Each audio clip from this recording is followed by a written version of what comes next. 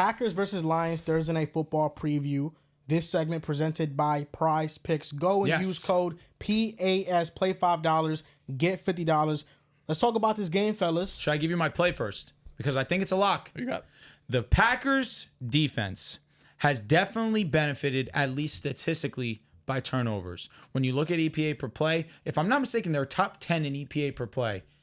In success rate when it comes to drop back, they are 31st, which means that they're allowed defense to throw all over them, but they're a bend don't break type of defense. Give me Jared Goff to have more than 1.5 touchdowns. I really like that line.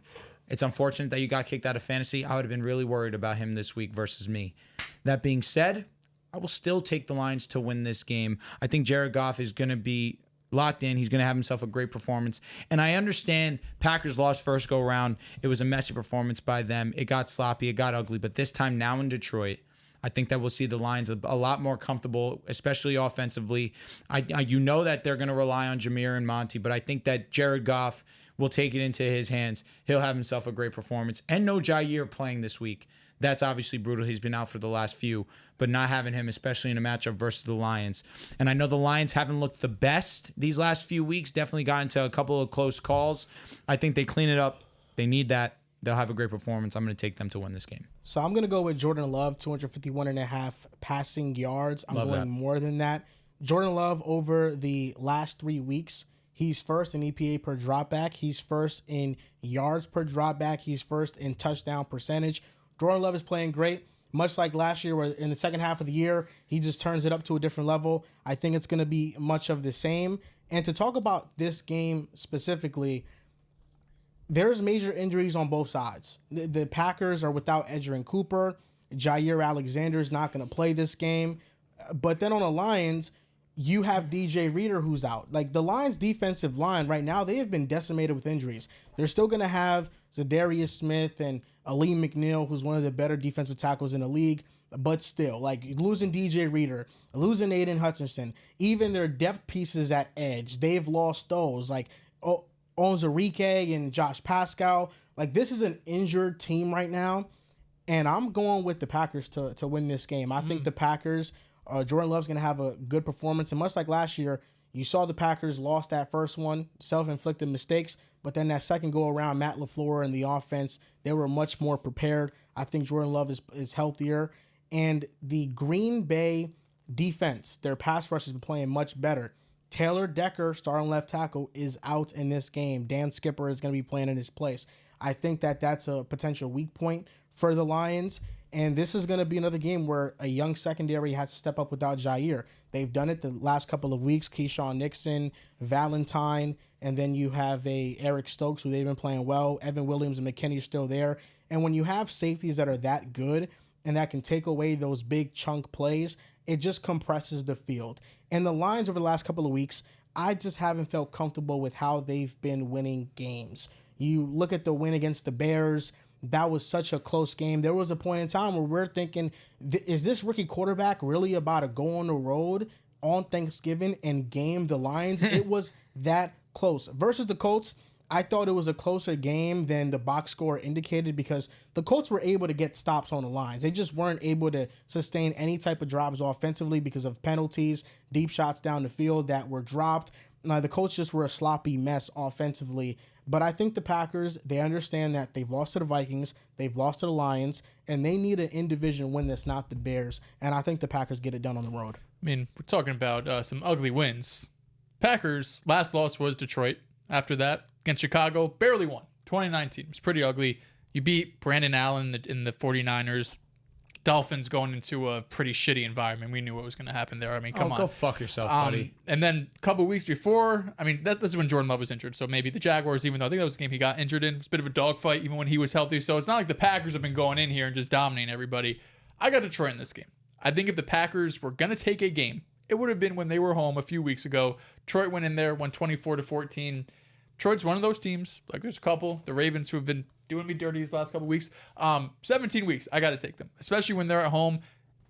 Going into the latter half of the year, though, they have some tougher opponents. Detroit, this is on the road, outdoors. That's going to be a huge test for them. They play the Bills. So. Yeah, they have a couple really tough tests. I think they have Chicago as well. they have a couple tests where I'm going to be paying close attention because what's probably going to happen, it's either, well, we know what's going to happen. It's either going to be Philly or it's going to be Detroit getting the number 1 seed. If Philly gets the number 1 seed and they got to go outdoors in January to Philly, that could change a lot of things for this team. He didn't clear narratives after the Packers game. That was like October. You know what I mean? It doesn't move me as much. But if he could go in December into Buffalo and win those games and the offense still looks explosive in how it's been looking when it's on the turf and it's indoors and everything like that, I think it'll definitely open eyes for a lot of people. But this game, being at home, the way Detroit's been playing really this entire season, the confidence that they have right now, it's impossible to go against them. I feel like the Vikings right now, like they're not getting any respect in potentially winning the number 1 seed. But like, look, they face the Falcons this week. Then they play the Bears. Both games are at home. Then they go on the road against the Seahawks. Then they play the Packers. They're going to be at home. Then they play the Lions on the road. Those last 2 games are going to dictate a lot. But the Vikings could potentially be walking into those matchups at 13-2. I mean, that week 18 game, it could decide it because Detroit has the Packers this week, of course. Then, they're home to Buffalo. I thought they were away. They're home to Buffalo, but they're at Chicago, at San Francisco, who San Francisco game does not look as tough as it did, to start the season. Then week 18 is Minnesota. I think the argument for the Lions winning this game, I mean, outside of that, they're a tremendous football team, obviously, but they really need this win. Like, if they don't win this game, they're not going to be the number 1 seed in the NFC. Because you look at the Eagles and their stretch, it's even easier than what I just said for the Vikings. They play the Panthers, they play the Steelers at home, they're on the road against Commanders, then they play the Cowboys and the Giants. I mean, all of these games, I think the Eagles, outside of the Steelers game, they're going to be heavy favorites, even against the Commanders. I mean, we already saw what they did against them.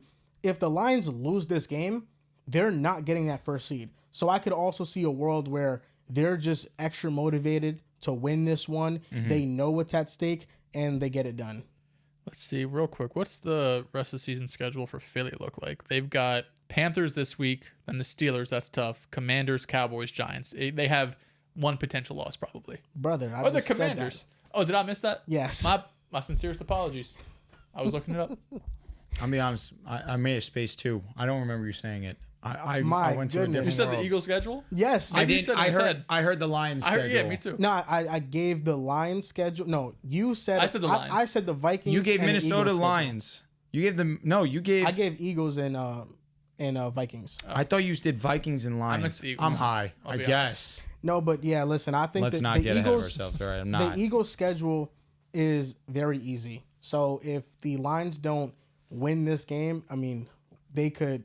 I think they're losing a division if that happens. Yeah. And then they got the Vikings left still. They have some tough games, but no, I just like how Jordan Love is playing right now. I like how that Russian attack is right now. You said the Lions schedule. I did.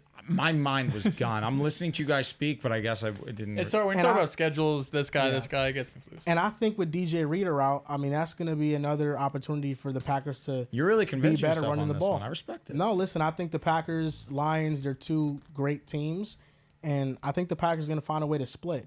I think the Packers right now are going to go on a run that's going to sway a lot of people's minds about them in the playoff picture. Should they be in the first tier? I Super Bowl think they are a contenders? team that can win the Super Bowl, yes. I think right now, this second half stretch of the schedule, we're going to see a different team. We're going to see the offense finally get back to what it was, because the offense this year, they really have not have had an explosion, really. It's felt like in moments they're really good, but there's just other times where Jordan Love is throwing a bad interception, or he's gonna do that. a drive gets stalled because of a drop, because Jordan Love right now suffers from the most drops in the NFL. His receivers really have not been helping him out at all. So right now, yeah, he's been the biggest culprit of it. So I think the Packers, they have not even been at their best offensively yet, and I still think there's some untapped potential there. You think they're closer to Detroit and Philly or Minnesota? Minnesota. Packers, yeah. Yeah, Minnesota. Just wonder. You know, they're closer to Minnesota, but it's all going to depend on how this second half of this schedule goes, because I think Minnesota, for most of the year, their defense has been so elite because of Brian Flores and the scheme really uplifting it.